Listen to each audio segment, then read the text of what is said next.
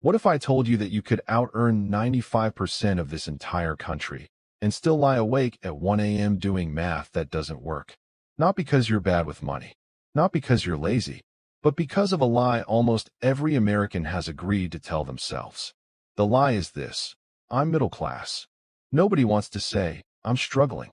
Almost nobody feels comfortable saying, I'm rich. So we all collapse into this one mushy word: middle class. That means everything and nothing. I spent the last few months interviewing people across this country.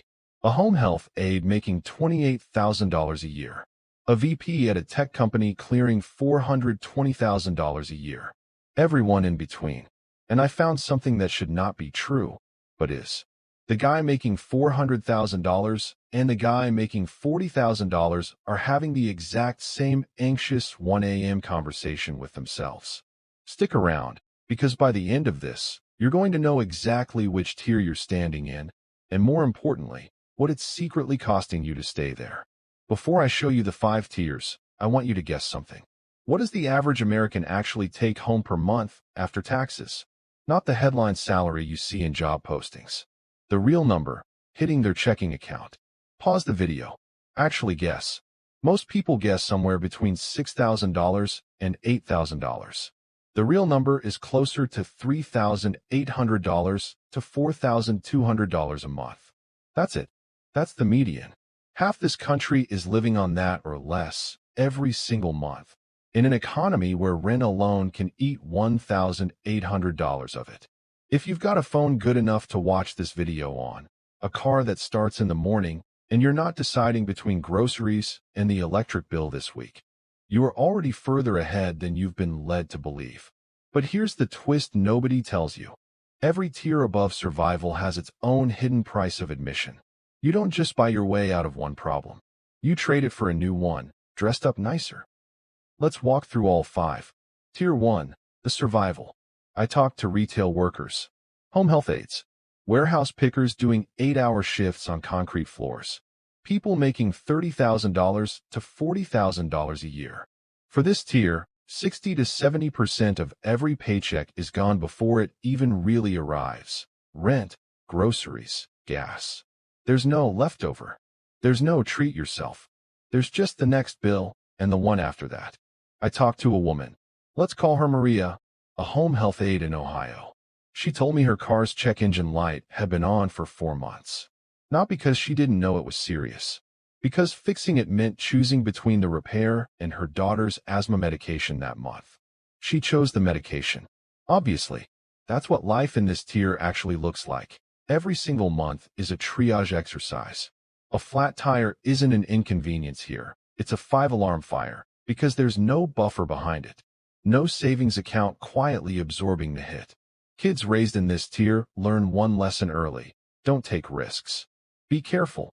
Don't rock the boat, because one mistake doesn't set you back. It can end everything. And here's the part that stays with people in this tier the longest. They don't believe the people above them worked harder. They believe the people above them got a head start nobody told them was a race. Tier 2, the show-off. Now jump to somewhere around $65,000 to $75,000 a year.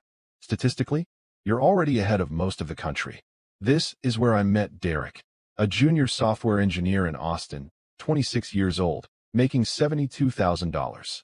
He's got the newest iPhone. He's got a 1-bedroom apartment that's honestly a little above what he should be spending. He spends about $250 a month on DoorDash and a gym membership he uses twice a month. And here's the detail that says everything. He flies home for Thanksgiving instead of driving the 6 hours.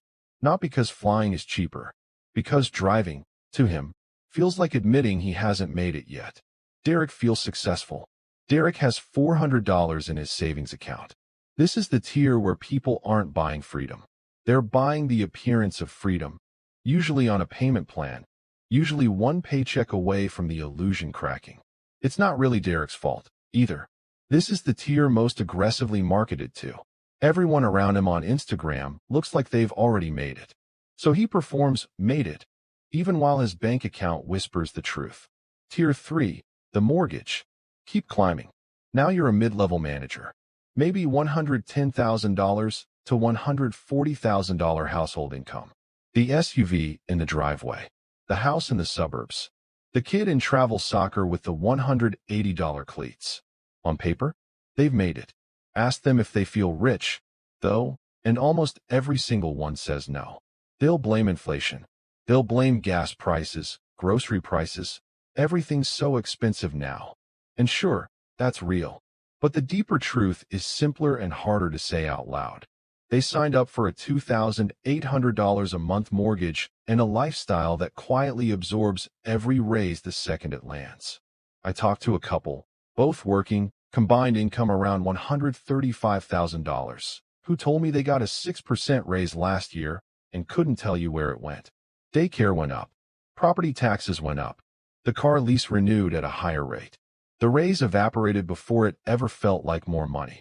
They own a house worth maybe $450,000. But really? The bank owns them for the next 27 years. This tier isn't poor. This tier isn't even close to poor. But it's the tier where people first start to feel the trap closing, even while everyone on the outside assumes they're winning. Tier 4, the golden cage. This is the tier that broke my heart the most to research. Directors, VPs, senior engineers. People pulling $250,000 to $450,000 a year. From the outside, they have won the entire game. From the inside, some of the most exhausted, hollowed-out people I talked to. There's actually a term for this in financial circles. Henry, high earner, not rich yet. And it fits this tier perfectly. The $4,500 a month mortgage on the bigger house. The $2,000 a month daycare, or the private school tuition that replaced it. The 60-hour work weeks chasing a bonus that's already been mentally spent on a kitchen renovation before it's even hit the account. I talked to a VP at a logistics company, mid-40s, making $380,000 a year, and I asked her the question I asked everyone. Do you have enough? She paused for a long time. Then she said, I finally make the money I always wanted. I just don't have the time, the sleep, or the energy left to actually enjoy any of it. Her income has never been higher. Her health is the thing quietly footing the bill. This is the tier where the cage gets its name. It's gold. It's beautiful from the outside, but it's still a cage, and the bars are made of mortgage payments and performance reviews. Tier 5, actual wealth. And then, at the very top, something genuinely flips. The people I talked to here weren't buying more stuff. A few of them drove cars that were 10 years old. One guy worth 8 figures was still wearing a $20 watch. For them, money had stopped being about survival, status, or keeping up appearances. It had become a tool for exactly one thing: time. They obsess over passive income. Index funds. The number where work becomes optional instead of mandatory. Not the number where the car gets nicer. The number where the Tuesday gets nicer. They figured out something the other 4 tiers haven't yet. If your money doesn't buy your time back, it was never actually wealth. It was just a more expensive cage. So why is it so brutally hard to move between these tiers? It's not just work harder. I wish it were that simple. Research on income mobility shows that an American born into the bottom 20% of household income has roughly a 7 to 8% chance of reaching the top 20% as an adult. Better odds than a lot of countries. Far worse than the story we tell each other at graduation ceremonies. Geography is a hidden tax most people never see. The zip code you're born in predicts your future income more reliably than your work ethic does. And maybe the biggest divide of all is how each tier relates to risk. For someone in tier 4 or 5, risk is a strategy, a calculated bet with a safety net underneath it. For someone in tier 1, risk is a death sentence, because there's no net at all. That's not a mindset difference. That's a math difference. The twist: nobody thinks they've made it. Here's the part of this research that genuinely surprised me. Nobody, at any tier, thinks they've figured it out. The guy making $70,000 is convinced the guy making $150,000 has it solved. The guy making $150,000 is convinced the guy clearing $500,000 is the one who's finally free. The guy at $500,000 is staring up at people worth $10 million, certain they're the ones who finally get to relax. It never stops. The finish line keeps moving back exactly as fast as you run toward it. Here's what I took away from all of this. Wealth was never a number on a screen.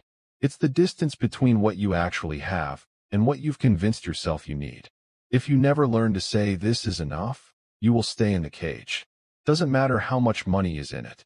Doesn't matter if the bars are made of gold. So I'll leave you with the same question I asked everyone I interviewed. Which tier are you in right now? And what is staying there actually costing you? Drop it in the comments. I read every single one. And if this hit a little too close to home, you know what to do. Like, subscribe, and I'll see you in the next one.